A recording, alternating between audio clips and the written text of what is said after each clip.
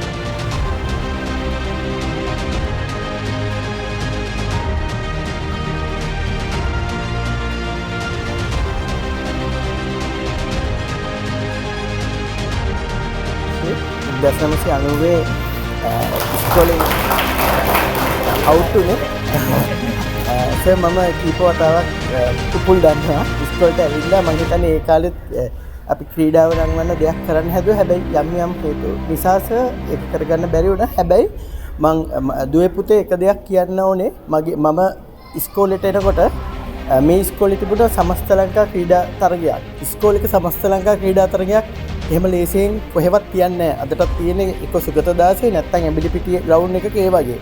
ඉතින් මට මතකයි එදා ඒ තරගාවලිය තියන්න හේතු උනේ මේ ඉස්කෝලෙන් මේ ශිෂ්‍ය භාගයක් විතර. ඒ කියන්නේ හැම ක්‍රීඩා උත්සවයකටම කවුරු හරි එක්කෙනෙක් හරි දෙන්නෙක් හරි හිටියා.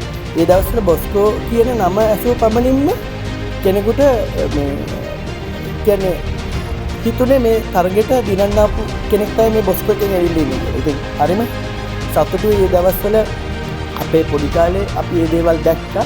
සර්වීර සර් කියලා හිටියා සර් කෙනෙක් අපිව හයේ පන්තියේදී අපිට පුළුවන් දේවල් අනිවාර්යයෙන්ම ඉන්න ඕනේ හවසට ඉඳලා එයා තෝරගන්නවා. තෝරගෙන ගෙදරට යවනවා පණිවිඩයක් අපිව තියාගන්නවා කියලා හවසට. එදා ඉඳලා ඒ ක්‍රීඩාවට එයාගේ අතේ හැමලෙම තිබුණ අර රිලේ එකේ බැටන් චේන්ජ් මේ එක පොල්ලක් තියාගෙන හිටියා. ඒකෙන් ගගහ ළමයිව හැදුවා. ඉතින් ඒ දවස්වල ඉස්කෝලේ තිබුණ හොඳ රෙකග්නිෂන් එකක් මම හිතනවා ඊට පස්සේ කාලයාගේ අවෑමෙන් අපිට ක්‍රීඩාවෙන් පොඩ්ඩක් දුරස් වෙන්න වුණා. අද අපවසරයක් මේ ප්‍රින්සිපල්ස් ඇතුළු හැමෝම එකතු වෙලා මේ දේ ඔයගොල්ලන්ට ආපහු මේ කම්බැදීමකට මටත් ඇස්වලට කඳුළු ආවා. දැක්කහම මේ බොස්කෝ එක වගේ මේ කියන්නේ මේ පාසලක් ආයතනයක් අර අපේ තිබිච්ච පරණ අභිමානය කියන්නේ ජාතික මට්ටමට ගිහිල්ලා ජාතික ජයග්‍රහණ ලබා ගන්නවා. ඉතින් මට ඒකට හරිම සතුටුයි. මම සර් එකක් කියන්න ඕනේ අපි මේ ඉස්කෝලෙන් බිහි වෙලා ගොඩක් උඩට ගිහිල්ලා මේ ඉස්කෝලේ බිහි වෙලා ශ්‍රී ලංකා මේ ක්‍රිකට් ක්‍රීඩාවටත් මේ පළවෙනියටම මගේ අක්කගේ දුව ඇත්තටම එයා ක්‍රීඩා කළා අද මේ ඊට පස්සේ ඉතාලි ක්‍රීඩා සමාජ ඉතාලියට සෙල්ලම් කරා එයා. ඉතින් මේ බොස්කෝ එකෙන් බිහි වෙච්ච මේ පොඩි සුළු පහසුකම් යටතේ බිහි වෙච්ච කට්ටිය වගේම මම දන්න ගොඩක් හොඳ තැන්වල ඉන්නවා බොස්කෝ එකෙන් එළියට ඇවිල්ලා ආදි ශිෂ්‍යයෝ. මං වගකීමක් ගන්නවා අද ඒගොල්ලන්ව අපවසරයට එක්කහු කරගෙන මේ අපේ උපුල් මගේ සහෝදරයාගේ හම්බැදීමේ ක්‍රීඩාවටත් ඒ වගේම ක්‍රිකට් ක්‍රීඩාවට මම මේ දෙකටම මට පුළුවන් පරිමේ මම එකපාරක් වහිතනම ඉංගලන්තෙන් බඩු අරගෙන ආවා මෙහෙට මගේ මාම කෙනෙක් මාර්ගයෙන් ආයේ මම මොකද අපි කොහේ හරි තැනක දෙයක් කරනවා නම් අපි මේ දේවල් කරන්නේ අපි අපේ ඉස්කෝලේ ලබාගත්ත ඒ දැනුම ජයග්‍රහණය හින්දා එතකොට මං පොරොන්දු වෙනවා ඔයගොල්ලන්ට මං ආපහු සැරයක් මේ පරණ කට්ටිය එක්කහු කරගෙන සහ මේ වෙනුවෙන් වචන කීපයක් කතා කරන ලෙස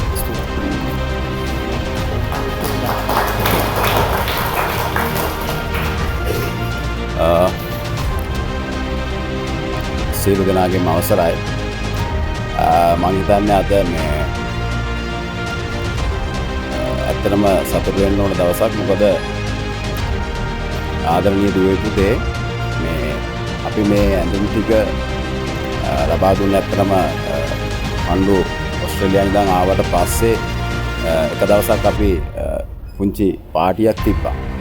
එතෙන්දි තමයි මං එයාගෙන් ඉල්ලීමක් ඉල්ලුවේ පුළුවන් නම් අපිට මේ උදව්ව කරලා දෙන්න කියලා. මම හිතන්නේ කියලා මම ගෙදර ඇවිල්ලා පහවදා උදේ එයාම මට කෝල් කරලා කිව්වා පොල් ප්‍රශ්නයක් නෑ මචං අපි වැඩේ කරමු කියලා. ඉතින් ඒකේ ප්‍රතිඵල තමයි අද තියෙන්නේ. ඇත්තටම මේකේ සම්පූර්ණ මුදල ගියා 1,29,500. ඇඳුම් 50ක් ෆුල් කිට් 50ක් තියෙනවා.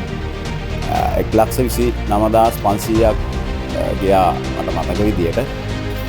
ඉතින් මම ඒ කියපු හැම වෙලාවෙම මම හිතන්නේ ගනුදෙනු මුදල් ගනුදෙනු කළේ ඇඳුම් මහපු ආයතනයත් අපේ ෆන්ඩුත් තමයි ඒ මුදල් ගනුදෙනු කළේ. මම මැදිහත් වෙලා ඩිසයින් එකයි අවශ්‍ය ප්‍රමාණයයි අවශ්‍ය කොහොමද කියන විස්තර තමයි දුන්නේ. ඉතින් ඒ වෙලාවේ තමයි මට කිව්වේ ෆන්ඩු මචං අපි පොඩි කාලේ ඉඳන් බැප්පි අයියා කියලා තමයි කියන්නේ ආදරේට. මම ඒ අයියටත් කියලා මොකක් කර උදව්වක් අරන් දෙන්නම් කියලා. ඒකම කියන්න ඕනේ අපි ක්‍රිකට් පටන් ගද්දී මේ අයියලාගෙන් පස්සේ පටන් ගත්තේ අපි තමයි මුලින්ම. ඒ වෙලාවේ අපිට මැඩන් එකක් තිබ්බේ නෑ උදාර සර්. අපි උදාර සර්ත් ඒ අතරේ අපිත් එක්ක ආවා. මම හිතන්නේ රොයල් එක නියෝජනය කළේ උදාර සර්. අපි මෙහෙ ගහද්දී ඊට පස්සේ මම හිතන්නේ මැඩන් එකක් නැතුව අසරණ වෙලා ඉන්නකොට මම හිතන්නේ ඒකට පිළිහිටුනේ බැප්පි අයියා තමයි රටේ ඉඳන්. ඒක එදා වගේම අදත් හිතේ තියෙනවා. ඊට පස්සේ අපි ක්ලබ් මැච් ගහද්දිත් අපිට ආර්ථික ශක්තියක් උනේ මෙතුමා. ෆෑට් ග්ලව්ස් හැම දෙයක්ම කෑම එක පවා ඒකට දායකත්වය දෙන්න පුළුවන්කමක් තිබුණ නිසා ඒ වගේම මේ අපේ ශ්‍රීනෙත් මහතා හැමතිස්සෙම අපේ පසුපස හිටියා. ඕගොල්ලොන්ට හැම දෙයක්ම ලබා දුන්නා. නේද? ක්‍රීඩා පිටියකට ගියාම එතුමා හැම මැච් එකකටම ගියා. යන්න පුළුවන් හැම අවස්ථාවකම හැම තැනකටම ගියා. මං හිතන්නේ ඕගොල්ලොන්ට යෝගට් එක පවා එතුමා එතෙන්ට ගෙනත් දීලා යනවා. ඒ වගේ දරුවෙක් තමයි එයත්. හැබැයි ඕගොල්ලෝගේ වාසනාවට තමයි උපුල් සර් සහ මේ ශ්‍රීනෙත් මහතා වගේ කට්ටිය හමු වුණේ. මොකද උපුල් සර් ඕගොල්ලොන්ට මේ වැඩේ කරන්නේ කොහමද? කුපියලක්වත් ගන්නෙ නෑ. උදේට ආවම රැට රෑ වෙනකන් මේ ඕගොල්ලෝව පුහුණු කරනවා. මමත් ඒ අතරේ ඉන්නවා. ඕගොල්ලෝගේ දෙමව්පියන්ගේ දායකත්වයේ තියෙනවා. ඉතින් ඕගොල්ලොන් බොස්කෝවේ අභිමානය ඕගොල්ලෝ අර මහතා කිව්වා වගේ ඒගොල්ලොන්ගේ කාලේ ඉහළම තලයේ බොස්කෝ ඉඳලා තියෙනවා. හැබැයි ඊට පස්සු කාලීනව වැටුණා 2017 වර්ෂයේ නැවතත් සමස්ත ලංකා ජයග්‍රහණයක් බොස්කෝවට ලබා දුන්නා. මේක හිටපු කවින්ෂා කියන දුවස් යගුලිය විසි කරලා මේක අර නෙල්සන් සර්ගේ මල්ලිගේ දුව. එතකොට ඒකත් අපි මතක් කරන්න ඕනේ. ඒත් එක්කම ගිය අවුරුද්දේ 2025 වර්ෂයේ වසර ගණනාවකට පස්සේ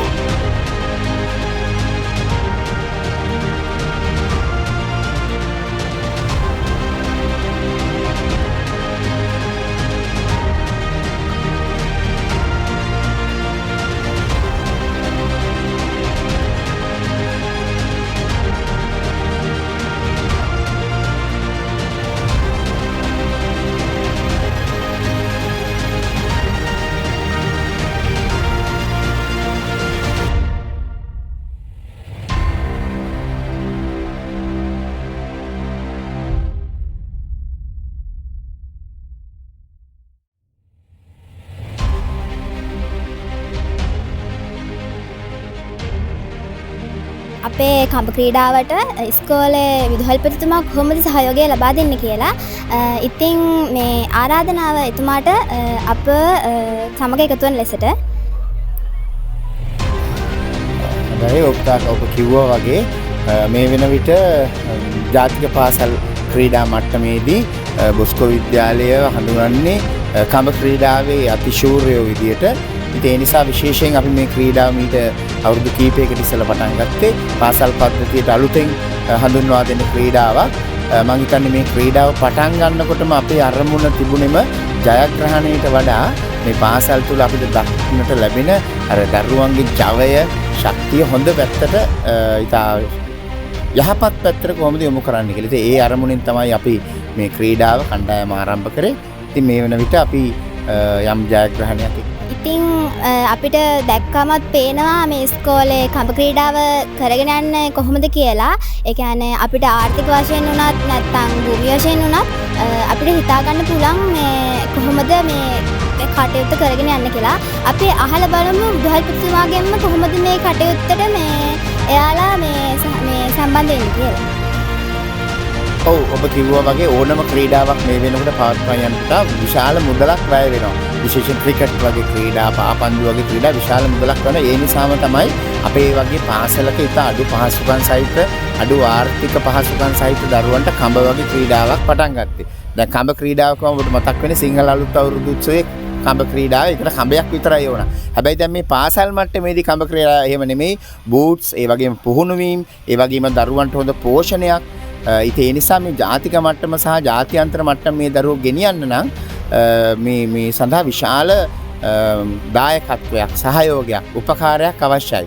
ඉතින් අපි ආයාචනා කරන්නේ සියලු දෙනාට මේ ක්‍රීඩාවට ආදරයක් දක්වන අයට අපි මේ මගේ ඉස්සරහට යන්න නම් විශේෂයෙන් මේ දරුවන්ගේ පෝෂණ මට්ටම හොඳ සමබර ආහාර වේලක් අවශ්‍යයි. ඒ වගේම මේ දරුවන්ට විවිධ ඇඳුම්, ඒ වගේම බූට්ස්, මේ වගේ අඩු පහසුකම් යටතේ තමයි අපි මේ සියලු දේවල් කරගෙන යන්නේ.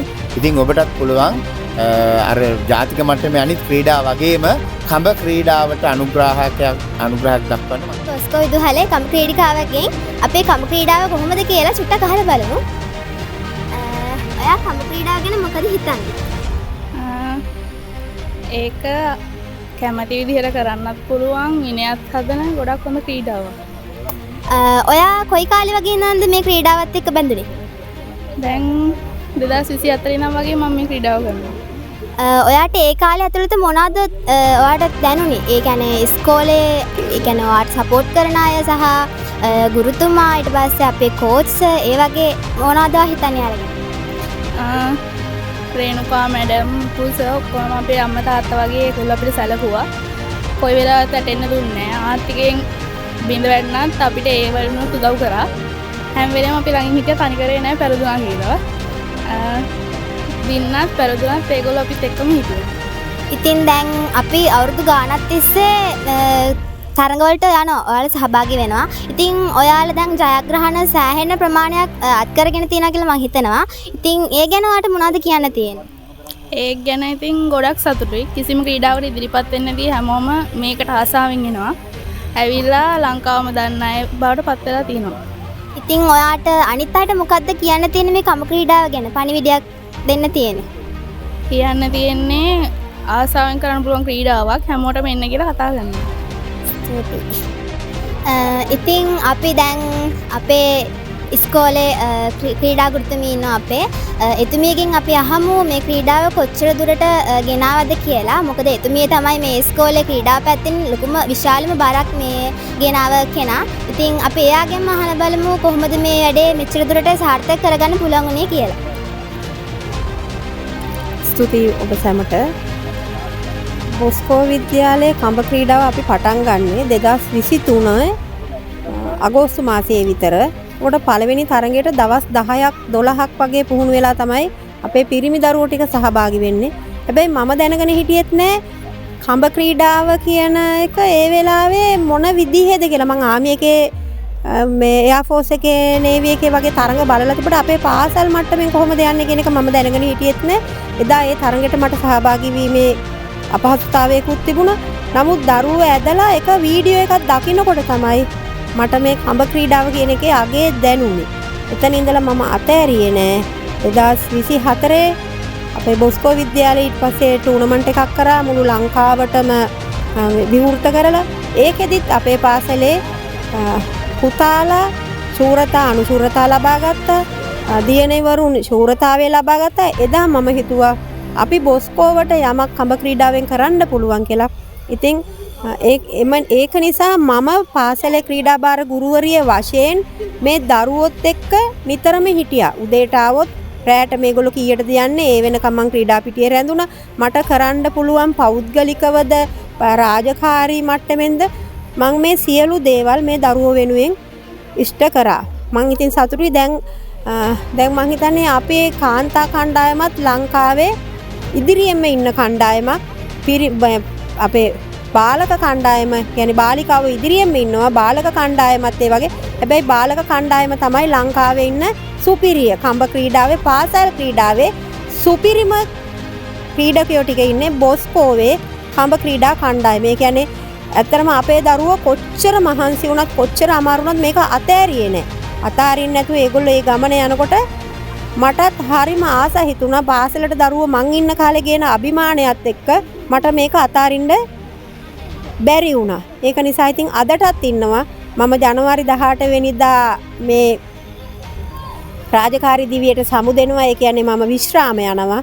හැබැයි විශ්‍රාම ගියත් මම මේගොල්ලොන්ට ඒ විශ්‍රාම යන වෙලාවෙත් කිව්වා මම ඔයගොල්ලෝ අතාරින්නේ නැහැ කියලා. මම බොස්කෝවේ කඹ ක්‍රීඩාව මම මේ ප්‍රදේශයේ පදිංචිව සිටින තාක්කල් මම මේක අතාරින්නේ නැහැ. මම බොස්කෝවේ මගේ මේ අලුතෙන් මම හදපු දරුවෝ තව එළියෙත් පිරිසක් ඉන්නවා අපෙන් හැදිච්ච මේ සියලු දෙන්නත් එක්ක මම මේ ගමන යනවා බොස්කෝවට අභිමානයක් ගේන්න.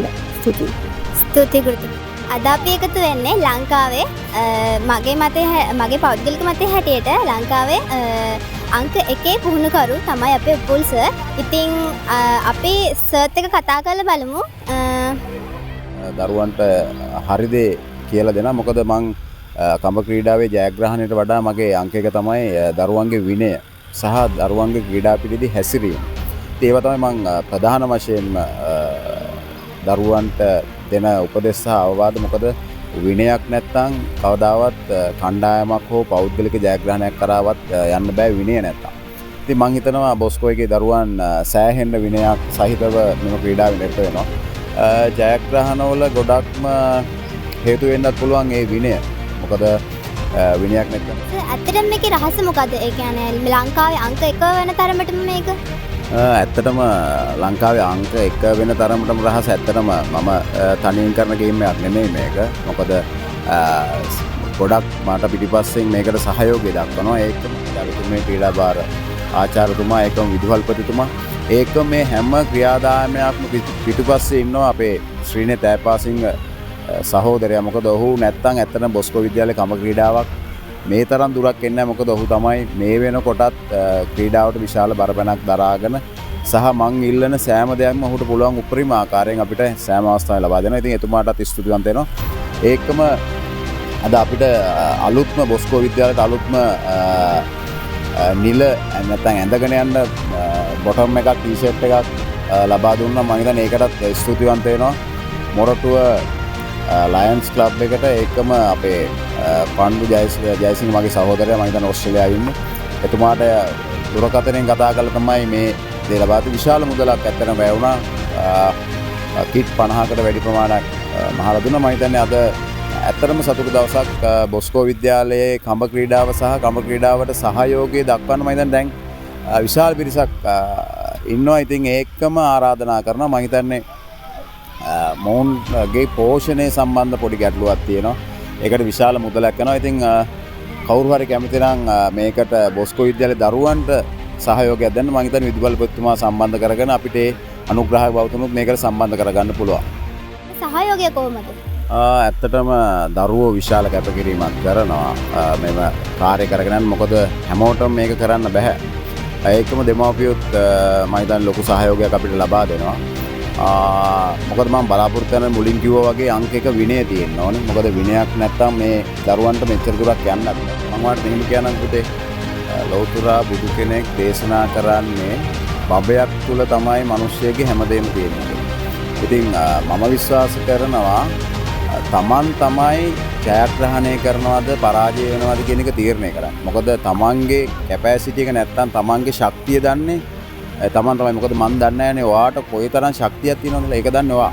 ඉතින් ඔයා කරන කැපකිරීම සහ ඔයා මේකට දක්වන පුහුණු වීම, පෝෂණය හැමදේම එකතු වෙලා තමයි ජයග්‍රහණයද පරාජිත වෙන්නේ කියලා තීරණය කරන්නේ. අනිත් එක තමයි අනිත් කාරණාව තමයි අපිට කිසිම කණ්ඩායමක් එක්ක තරගයක් නැහැ. අපිට තරඟේ තියෙන්නේ අපිත් එක්ක. මම හැම වෙලේම ළමයින්ට කියන්නේ ඕගොල්ලන්ට තරඟේ තියෙන්නේ ඕගොල්ලොත් එක්ක. එහෙනම් තමන් අපි තරඟාව වලිය ජයග්‍රහණය කරනවා කියන්නේ තමන්වම දිනාගත්තා හා සමානයි.